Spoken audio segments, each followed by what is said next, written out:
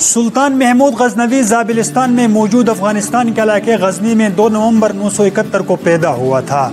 اس کا والد سبکتگن ایک ترک غلام اور کمانڈر تھے جنہوں نے 1977 میں غزنی سلطنت کی بنیاد رکھی تھی، جس پر انہوں نے سامعین کے تحت کی حیثیت سے خراساں اور ماہورہ پر حکمرانی کی۔ سلطان محمود غزنوی کی والدہ الپتگین کی بیٹی تھی۔ سلطان محمود غزنوی بہت بڑے عاشق رسول تھے۔ نبی کریم صلی اللہ علیہ وسلم کی تعلیمات پر عمل کرنے اور قرآن و سنت کی پاسداری رکھنے والے عظیم حکمران تھے۔ امت مسلمہ سلطان محمود غزنوی کے اصلاحات کو تا قیامت رشک کی نگاہوں سے دیکھتی رہے گی۔ میں ہوں شوکت نواز اور ہماری دنیا کی وہ تھا کون کی سیریز کی اس ویڈیو میں ہم آپ کو دکھائیں گے کہ ایک غلام کا بیٹا کس طرح حکمران بنا اور آگے جا کر کس طرح سلطان محمود غزنوی کے نام سے مشہور ہوا۔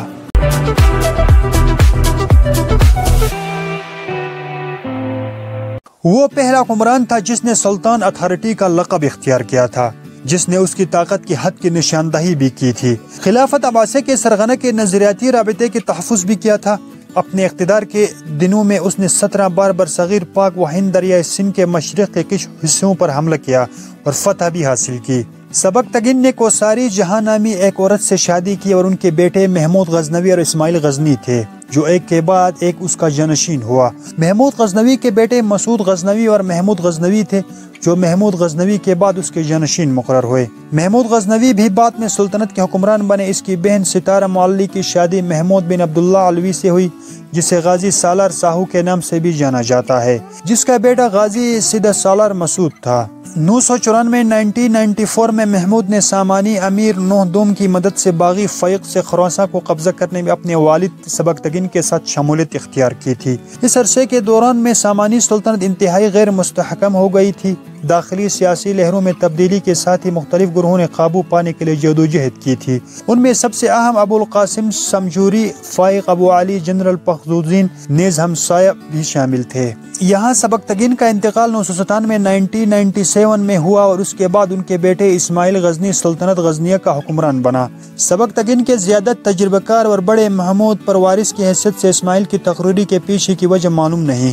اس کی وجہ شاید اسماعیل کی والدہ سبکتگین کے بوڑھے مالک الپتگین کی بیٹی ہے۔ محمود نے جلد ہی بغاوت کر دی اور اپنے دوسرے بھائی ابو الظفر لشکرگاہ کے گورنر کی مدد سے اس نے اگلے سال غزنی کی لڑائی میں اسماعیل کو شکست دی اور غزنی سلطنت پر اپنا کنٹرول حاصل کر لیا۔ اس سال 1994 میں محمود نے بلخ کا سفر کیا اور امیر ابو الحارث منصور نوردوم کو خراج عقیدت پیش کیا۔ اس کے بعد اس نے ابو الحسن اصفرانی کو اپنا وزیر مقرر کیا اور اس کے بعد مغرب سے غزنی سے قندھار کا علاقہ لینے کے لیے روانہ ہوا، جس کے بعد لشکرگاہ گیا، جہاں اس نے ایسے ایک عسکری شہر میں تبدیل کر دیا۔ 1030 سلطنت غزنیہ کا پہلا آزاد حکمران تھا۔ اس نے 999 سے 1030 تک حکومت کی۔ ان کے موت کے وقت اس کی سلطنت ایک وسیع فوجی سلطنت میں تبدیل ہو گئی تھی، جو شمالی مغرب ایران سے لے کر برصغیر میں پنجاب تک، ماورا النہر میں خوازن اور مکران تک پھیلی ہوئی تھی۔ سلطان محمود نے اپنے پیش رو سامانیوں کے بیوروکریٹک، سیاسی اور ثقافتی رواج کو جاری رکھا، جس نے شمالی ہندوستان میں ایک فارسی ریاست کے لیے بنیاد قائم کرنے کی ثبوت دیا۔ اس کا دارالحکومت غزنی اسلامی دنیا کے ایک اہم ثقافتی، تجارتی اور فکری مرکز کی حیثیت سے تیار ہوا۔ اس نے بغداد کو اہم شہر کا تقریباً مقابلہ کیا اور دارالحکومت میں بہت سی ممتاز شخصیات جیسی البرونی اور فردوسی سے اپیل کی گئی۔ جب سبکتگین کی وفات اگست 1997 میں ہوئی تو اس وقت سلطان محمود غزنوی اپنی باپ کی طرف سے نیشاپور کا حاکم مقرر تھا اور سلطان کا بھائی اسماعیل، جو باپ کی وفات کے موقع پر غزنی میں موجود تھا، اس نے اس وقت اپنی تاش پوشی کا اعلان کر دیا تھا۔ سلطان محمود نے پہلے خط کتابت کے ذریعے بھائی اسماعیل سے بات کرنے کی کوشش کی۔ جب کوئی حل نہ نکلا تو 1998 میں سلطان نے غزنی پر حملہ کر دیا۔ اس حملے میں اسماعیل کی حکومت ختم کر کے خود غزنی کا سلطنت سنبھالی۔ سلطان محمود، جن کو اسلامی تاریخ کے چند عظیم جرنیلوں میں شامل کیا جاتا ہے، ان کی فوج کم و بیش 1 لاکھ تھی اور فوج میں عرب، غوری، سلجوق، افغان، مغل کے علاوہ 10 سے 15 ہزار ہندو سپاہی بھی شامل تھے۔ ہندوستان سے جتنے بھی فوجی بھرتی کیے جاتے تھے وہ بیشتر ہندو ہوتے تھے۔ ان کا کمانڈر بھی ہندوستانی ہوتا تھا، جس کو سپہ سالار ہندوان کہا جاتا تھا۔ ہندو فوجی افسروں میں چند ایک قابل ذکر نام پیرپال، جیکناتھ، زیناش، بچا راؤ اور سونی راؤ شامل تھے۔ عباسی خلیفہ نے 999 میں سلطان محمود کو یمن الدولہ کا خطاب عطا کیا، جس کی مناسبت سے سلطان محمود کے خاندان کی حکومت کو یمنی سلطنت بھی کہا جاتا ہے۔ سلطان محمود غزنوی نے ہرات کے قریب صحرا کنارے ایک خاص شہر ہاتھی نگر تعمیر کیا کہ ان خطوں کی گرم آب و ہوا ہندوستان کے موسموں سے مطابقت رکھتی تھی۔ پھر اس نے ہندوستان سے لائے ہوئے سینکڑوں ہاتھیوں کی پرورش اس شہر میں کی۔ ہاتھیوں کے ساتھ انہیں سدھارنے والے بھی ہندوستانی منگوائے گئے اور یوں ہاتھی اس شہر میں خوش و خرم ہو گئے۔ محمود ہر برس ان ہاتھیوں کی مدد سے ہندوستان پر حملہ آور ہوتا تھا اور واپسی پر انہیں غزنی کے بجائے ہرات کے قریب اس ہاتھی نگر میں واپس بھیج دیتا تھا۔ سلطان محمود غزنوی، جس کی سب سے بڑی وجہ شہرت ہندوستان پر 17 حملے ہیں، ان کی بنیادی وجہ جان لینا انتہائی ضروری ہے۔ موجودہ پاکستان کے علاقے لاہور سے پشاور تک کا علاقہ ایک ہندو راجے پال کے زیر سلطنت تھا۔ جے پال اور سلطان محمود کے باپ سبکتگین کی ایک جنگ پشاور اور جلال آباد کے علاقے میں 986 میں ہوئی تھی، جس میں جے پال کو شکست ہوئی اور سبکتگین کی سلطنت دریائے سندھ کے ساتھ اٹک تک پھیل گئی تھی۔ سلطان محمود نے حکومت سنبھالتے ہی پشاور تک کے علاقے میں چھوٹی چھوٹی مہمات کر کے اپنی سلطنت کو مضبوط کیا تو راجہ جے پال، جو پہلے ہی اپنی شکست کا بدلہ لینے کے لیے بے تاب تھا، اس نے ایک بڑا لشکر تیار کیا اور غزنی پر حملہ کرنے کے لیے نکل کھڑا ہوا۔ 1001 میں پشاور کے قریب راجہ جے پال اور سلطان محمود کے فوجوں کا ٹکراؤ ہوا۔ راجہ جے پال کو شکست ہوئی اور پورے خاندان سمیت گرفتار ہو گیا۔ مذاکرات اور ایک بھاری تعاون کے عوض رہائی کے بعد جے پال واپس لاہور آیا، چونکہ لڑائی سے پہلے جے پال اپنے ارد گرد کے راجاؤں سے مدد لے کر آ گیا تھا، اس لیے شکست کے بعد نہایت شرمندگی کی حالت میں اپنی حکومت بیٹے اندنن پال کے حوالے کر کے خود لاہور کے ایک دروازے کے پرانے برگد کے درخت کے پاس ایک بڑی چٹا جلائی اور جل مرا۔ سلطان محمود غزنوی نے دوسرا حملہ جو 1004 کو ہوا بھنڈا یا بھیڑا، جو دریائے ستلج کے قریب علاقوں پر مشتمل ریاست پر کیا، جس کا راجہ بجی راؤ تھا۔ تیسرا حملہ ملتان کے حاکم ابو الفتح کے خلاف 1006 میں کیا، لیکن راستے میں ہی دریائے سندھ کے کنارے جے پال کے بیٹے اندنن پال کے ساتھ مٹ بھیڑ ہو گئی۔ سخت جنگ کے بعد اندنن پال کو شکست ہوئی اور بعض روایات کے مطابق وہ کشمیر پناہ لینے کے لیے بھاگ گیا تھا۔ اندنن پال کو شکست دینے کے بعد سلطان محمود نے ملتان کا رخ کیا اور ملتان کو فتح کرنے کے بعد کہا جاتا ہے کہ ملتان کا حاکم جے پال کے پوتے سکپال کو مقرر کیا، جو اسلام قبول کر چکا تھا۔ جلد ہی سلطان محمود کو پھر ملتان جانا پڑا، جہاں پر سکپال نے بغاوت کر دی تھی۔ 1008 میں سلطان نے سکپال کو شکست دے کر معزول کر دیا تھا۔ اس دوران میں اندن پال، جو شکست کھا کر کشمیر بھاگ گیا تھا، اس نے واپس آ کر ایک بار پھر سلطان کے خلاف اعلان جنگ کر دیا تھا۔ اس کے ساتھ ہی اندن پال نے ارد گرد کے راجاؤں سے مدد لے کر ایک بہت بڑا لشکر اکٹھا کر دیا تھا۔ 1008 کے آخری دنوں میں ایک بار پھر دریائے سندھ کے قریب اٹک کے علاقے میں جنگ کا آغاز ہوا۔ خونریز جنگ کے بعد اندن پال کو ایک بار پھر شکست ہوئی۔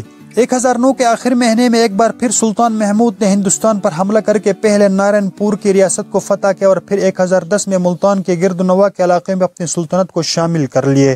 1014 میں سلطان نے اندن پال کے بیٹے لوجن پال کو موجودہ کوہستان کے علاقے میں شکست دی اور مزید لوجن پال کی مدد کے لیے کشمیر سے آئے ہوئے ایک بڑے لشکر کو بھی شکست فاش سے دوچار کیا۔ 1015 میں سلطان محمود نے کشمیر پر حملہ کیا، لیکن برف باری کے بعد راستے بند ہونے پر بغیر جنگ کیے ہی واپس آنا پڑا۔ 1018 میں سلطان محمود نے پہلی بار پنجاب کے بار دریائے جمنا کے علاقے میں اپنی فوج کو اتارا اور ہندوؤں کے مذہبی مقام متھرا کو فتح کرنے کے بعد ایک مشہور ریاست قنوج کا محاصرہ کر لیا۔ قنوج کے راجے نے سلطان سے صلح کا پیغام بھیجا اور سلطان کا باج گزار بننا قبول کر لیا۔ 1029 میں قنوج کا محلقہ ریاست کالنجر کے راجہ گنڈے نے قنوج پر حملہ کر کے راجہ کو قتل کر دیا۔ اس کی خبر جب سلطان محمود تک پہنچی تو وہ اپنے متعی راجے کو قتل کا بدلہ لینے کے لیے نکل کھڑا ہوا اور کالنجر پر حملہ کر کے اسے شکست فاش سے دوچار کیا۔ راجہ لوجن پال اور راجہ گنڈا، جو سلطان محمود سے شکست خوردہ تھے، دونوں نے مشترکہ طور پر ایک بہت بڑے حملے کی تیاری کی اور ایک بار پھر 1019 میں ہی سلطان کو دوبارہ ان دونوں کو سرکوبی کے لیے ہندوستان کا سفر کرنا پڑا۔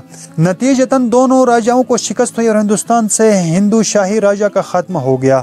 سلطان محمود غزنوی 1020 سے 1025 کے درمیانی عرصے میں سلطان کے شمالی مغرب حصے اور دریائے فرات کی وادیوں میں فتوحات میں مشغول رہا۔ اس عرصے میں سلطان محمود کو اپنے مخبروں سے یہ اطلاعات متواتر مل رہی تھی کہ شمال اور وسطی ہندوستان کے تمام ریاستیں سلطان سے شکست کھانے کے بعد بدلہ لینے کے لیے ہاتھ پیر مار رہی ہے اور اب کے بار ایک مشترکہ حملے کی تیاری ہے۔ اس کے لیے گجرات کے علاقے کھٹیوار میں ایک بہت بڑی ہی مشہور مندر سومناتھ مرکوز کیا گیا ہے۔ سومناتھ سمندر کے کنارے ایک عظیم الشان مندر تھا جسے پورے ہندوستان میں ہندوؤں کے درمیان میں ایک مرکزی حیثیت حاصل تھی۔ مندر میں موجود شیوا بدھ کی اہمیت کا اندازہ اس بات سے بھی لگایا جا سکتا ہے کہ شیوا بدھ کو غسل دینے کے لیے تازہ پانی روزانہ کی بنیاد پر دریائے گنگا سے لایا جاتا تھا۔ جنگ کی تیاریاں زور و شور سے جاری تھی کہ سلطان نے پیشگی حملے کی تیاری کر دی۔ غزنی سے سومناتھ تک کا سفر تقریباً 2600 کلومیٹر بنتا تھا، جس میں سے 500 کلومیٹر طویل مشکل ترین صحرائی چولستان اور راجستھان بھی پڑتا تھا۔ پھر کیا ہوا کہ اکتوبر 1025 میں سلطان کی فوج 30,000 سپاہیوں کے ساتھ غزنی سے روانہ ہوئی۔ 3 مہینوں کی مسافت کے بعد جنوری 1026 میں سومناتھ مندر کے قریب پڑاؤ ڈالا۔ ہندوستان کے طویل وغرض سے مہاراجے اور راجے پور اپنی اپنی فوج کے ساتھ مندر کی حفاظت کے لیے موجود تھے۔ جنگ کا آغاز ہوا اور ایک سخت مقابلے کے بعد سلطان محمود فتح یاب ہوا۔ مندر کو توڑ ڈالا گیا۔ یہی وہ مشہور جنگ ہے جس کی بنا پر بعض مورخین نے سلطان کی ذات کو ایک لٹیرا مشہور کرنے میں اہم کردار ادا کیا۔ سومناتھ کے بعد سلطان محمود کی ہندوستان پر آخری لڑائی 1027 میں ہوئی، جو دریائے سندھ سے دریائے بیاس کے درمیانی علاقوں میں پھیلی ہوئی تھی۔ آخری 2-3 سال سلطان محمود غزنوی بیمار بھی رہا۔ اپنی آخری جنگ مہم میں 1029 میں ایرانی علاقے رے میں انجام دی اور رے کے حاکم آل بویہ کو شکست دی۔